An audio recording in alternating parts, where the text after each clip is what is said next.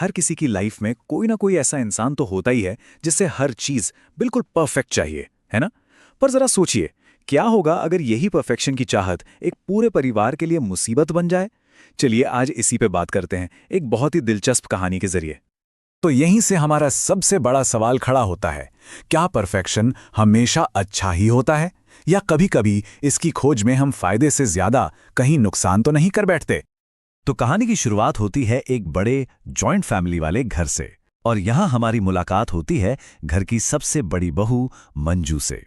अब मंजू जी कोई आम बहू नहीं है, वो तो खुद को मानती हैं परफेक्शन की मेजर जनरल। मंजू का दिन असल में शुरू ही तब होता है जब वो अपनी देवरानियों कल्पना और नेहा के कामों में कोई ना कोई नुक्स निकाल ले। चाहे खाना बनाना हो या फिर कपड़े पहनना, कोई भी छोटी सी बात उनकी पैनी और सच कहें तो अपमान करने वाली नजरों से बच नहीं पाती थी। और बात यहीं खत्म नहीं होती, वो उनकी हर छोटी मोटी गलती की रिपोर्ट सीधा घर के बड़ों तक पहुंचाती थी। मतलब बस ये साबित करने के लिए कि इस घर में उनके जैसा काबिल तो कोई है ही नहीं। और देखिए, शुरू में तो घर के बड़े भी मंजू की खूब तारीफ करते थे, उसे खानदान की शान बुलाते थे।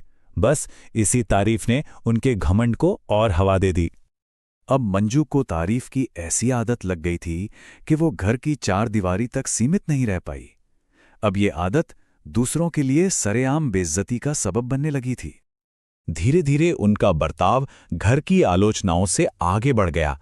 अब वो रिश्तेदारों और यहां तक कि पड़ोसियों को भी सबके सामने नीचा दिखाने लगी थीं।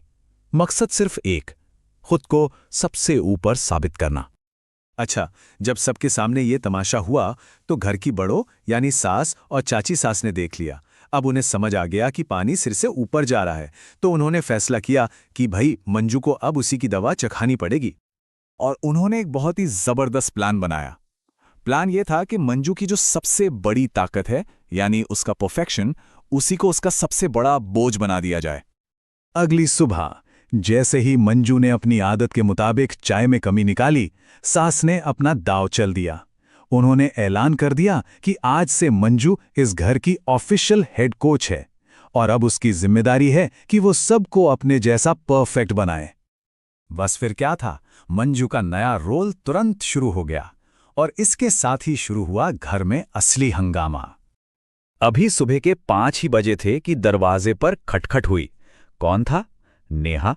वो भी इस मांग के साथ कि मंजू जी जरा पर्सनली डेमो देकर बताएं कि सही तरीके से झाड़ू लगाते कैसे हैं। अरे, अभी मंजू की नींद ठीक से खुली भी नहीं थी कि कल्पना आधम की। उसे अपनी रोज की साड़ी बांधने की क्लास जो लेनी थी। किचन में तो और भी कमाल हो गया। नेहा ने ऐसा नाटक किया जैसे उसे रोटियां बेलनी आती ही नहीं है, और बेचारी थकी हारी मंजू को डेमो के नाम पर पूरी 50 रोटियां बेलनी पड़ गईं। अब तो मंजू की शोहरत पूरे मोहल्ले में फैल गई।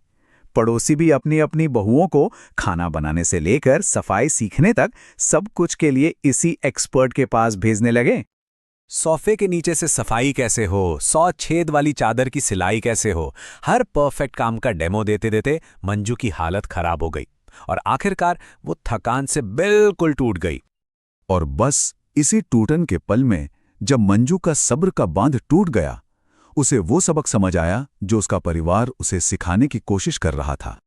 उसने रोते रोते अपनी हार मान ली और कबूल किया कि अब उसे समझ आया है कि दूसरों में कमी निकालना कितना आसान है, पर खुद परफेक्शन के बोझ तले दबना कितना तकलीफदेह होता है। बस यहीं पर उसका पूरा नजरिया ही बदल गया। उसे एहसास हुआ कि ये खुशहाल घर हर वक्त की नुक्ताचीनी से नहीं, बल्कि एक दूसरे को अपनाने और प्यार से चलता है। जैसे ही मंजू ने माफी मांगी, परिवार का माहौल बदल गया। उसकी देवरानियों ने हंसकर उसे गले लगा लिया और उसे माफ करके उसका हाथ बटाने लगी। परिवार फिर से एक हो गया। तो ये कहानी अपने पीछे एक बहुत जरूरी सवाल छोड़ जाती है।